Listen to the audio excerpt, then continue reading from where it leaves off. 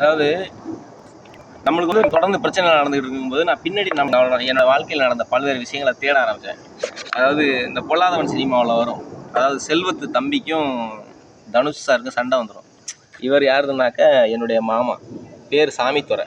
இவர் பேர் சாமித்துறை. சரி, எங்கள் செல்வத்து மாமாவோட தம்பி. இவர் என்ன பண்ணிட்டாருன்னா, சின்ன பையனாக இருக்கும்போது நான் வந்து எனக்கு ஒரு 18 வயசு இருக்கும்போது இவர் என்னை விட ஒரு 4 வயசு மூப்பு, 3-4 வயசு மூப்பு சாமித்துறைக்கு. எங்கள் மாமா தான் இவர். ஒருத்தர் ஒரு பையனை போட்டு அடிச்சு போட்டார். நான் ஏன் அடிக்கன்னு சொல்லி கேட்டதுக்கு என்னையும் அடிச்சு போட்டார். ஃபஸ்ட் டைம் என்னை அடிச்சிட்டாரு, அரைஞ்சிட்டாரு வேகமாக.